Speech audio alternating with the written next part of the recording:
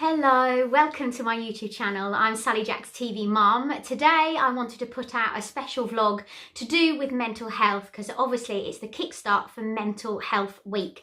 I want to show you some of the things that I've done to stop my anxiety, my panic attacks and my depression, and I want to try and pass those things on to you.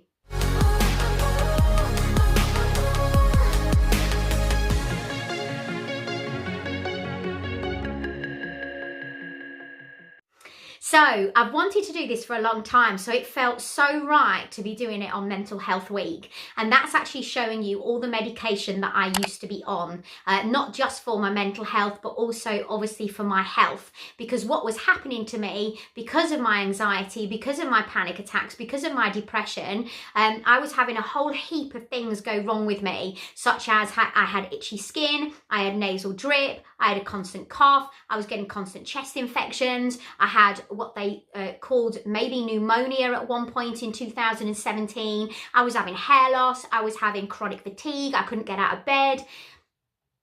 I sadly had 2 miscarriages, which I struggle talking about even to this day, and everything that is and I've talked about, and that's just only talking about bruising. Have I mentioned that? Brittle nails, have I mentioned that? There is so much that I had, constant bleeding.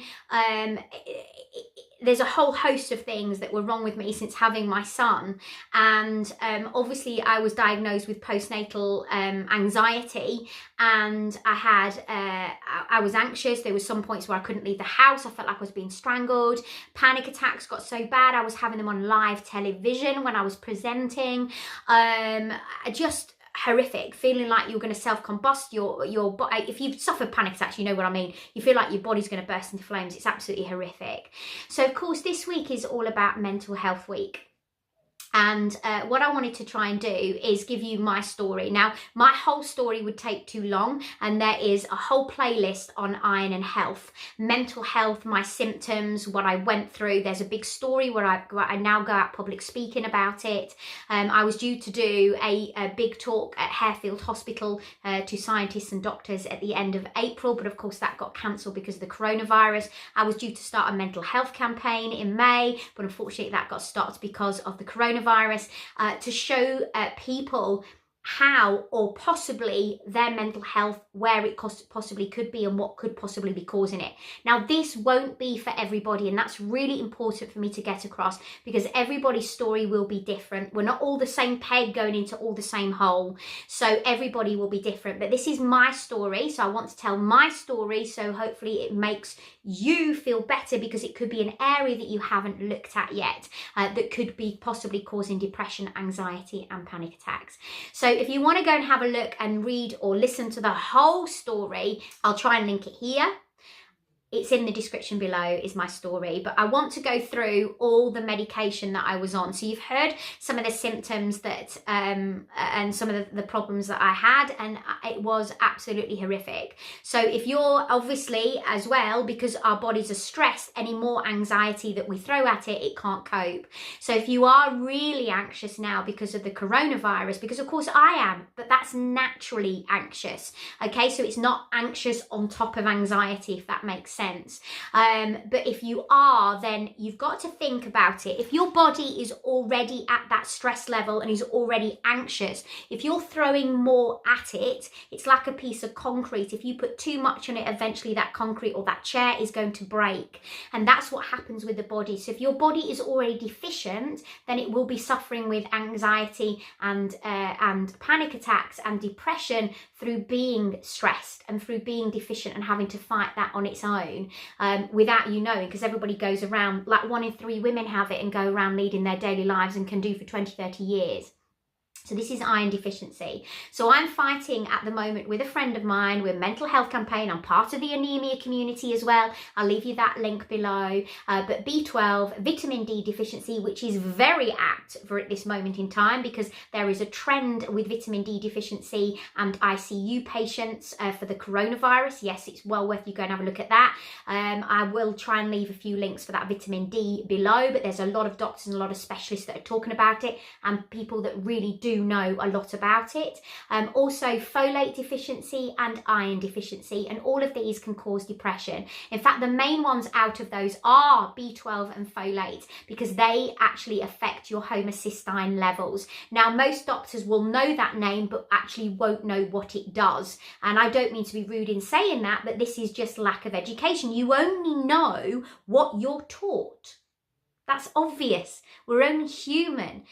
Doctors and nurses, they're fabulous. They are angels. And at the minute with the coronavirus, oh my word, but they only know what they're taught, just like we do with our jobs and whatever we go on to do in our daily lives and our daily careers.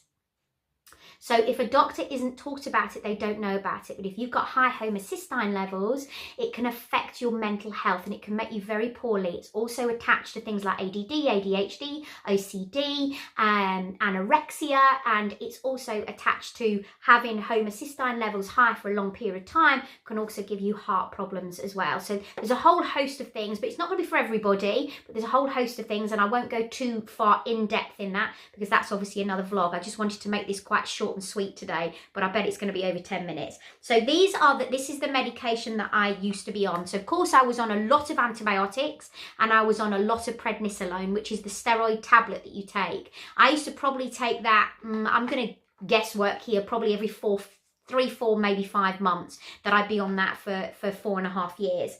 And then I was put on Foster 200.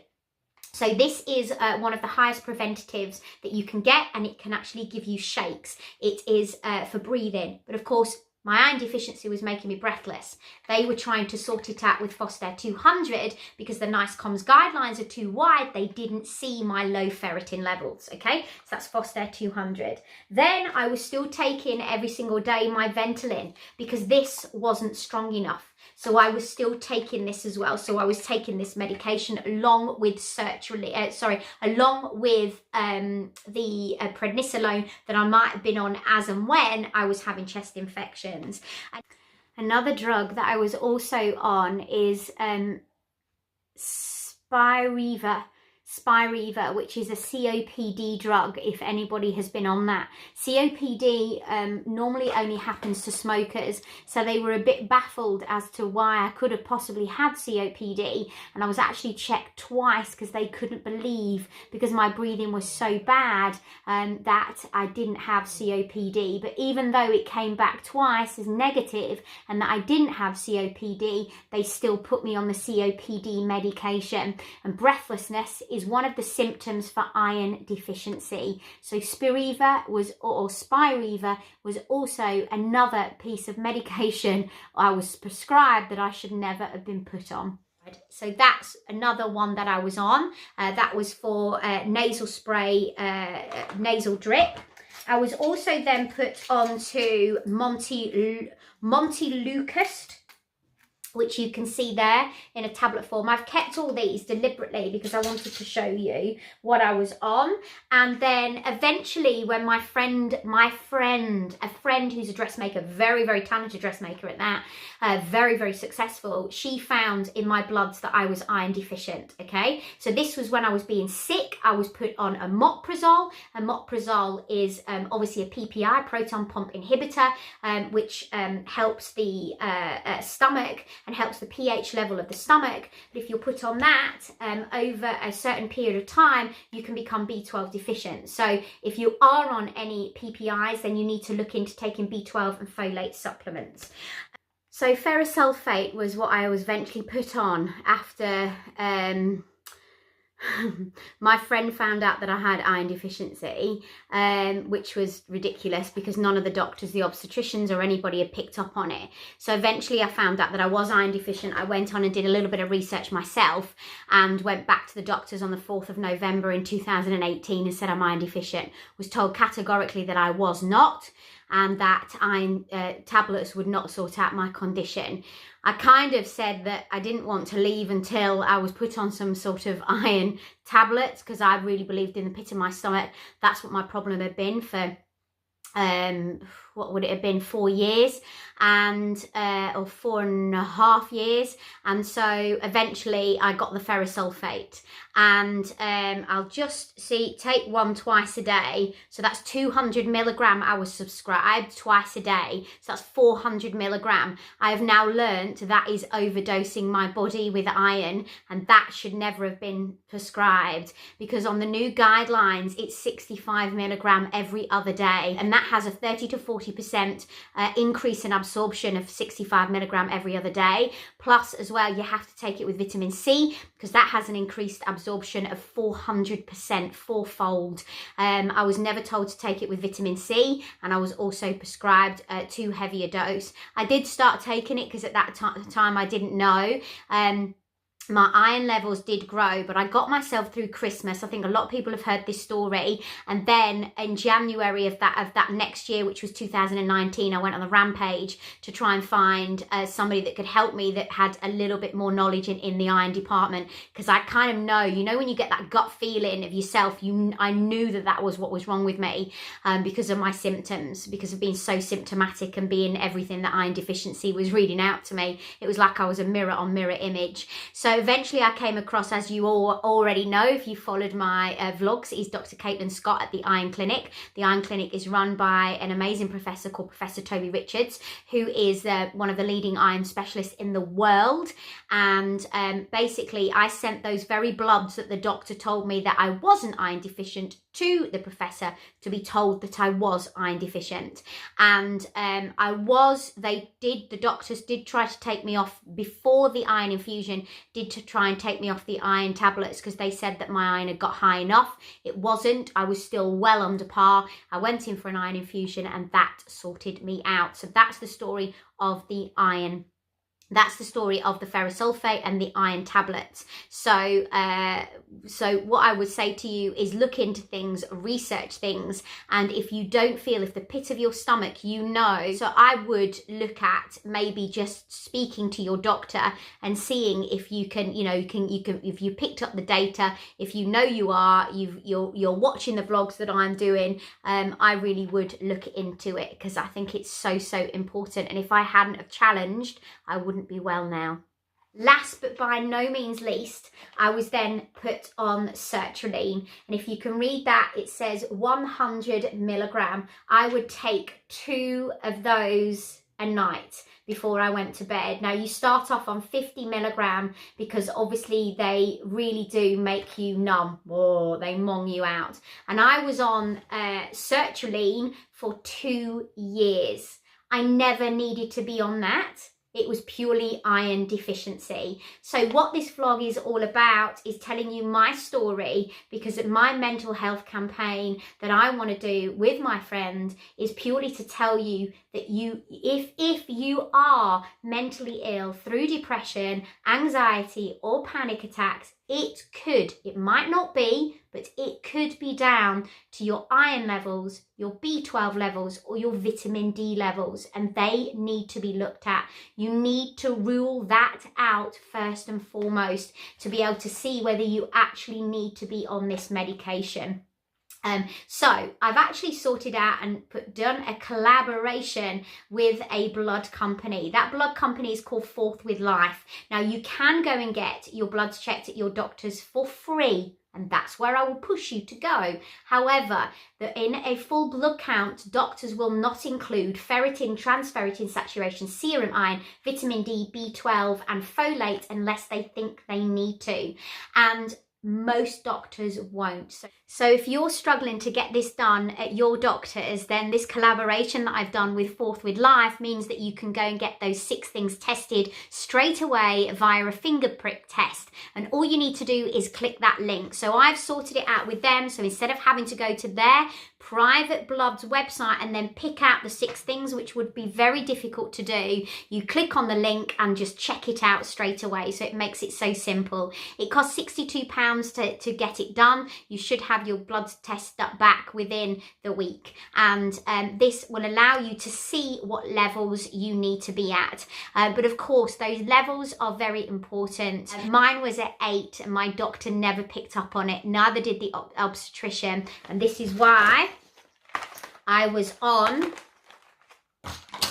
all this medication. Am I on any of it now? No. Do I have mental health problems? No. I had an iron infusion with the Iron Clinic privately. I had to sort it all out privately because the Nice Comms guidelines, sadly, on the NHS are too wide, and therefore the doctors aren't picking up on people's blood levels being too low in these areas. So this is where my fight, the campaign that we're doing, is ongoing. I'm part of the anemia community because I'm trying to help this to change those levels, because this will be some people's mental health problems. It might not be yours, but get it ruled out. Who knows? It could be. Therefore, these sertraline, citalopram, fluoxetine, or however you pronounce it, you may not need those drugs. I did not need these. I should never have been prescribed these.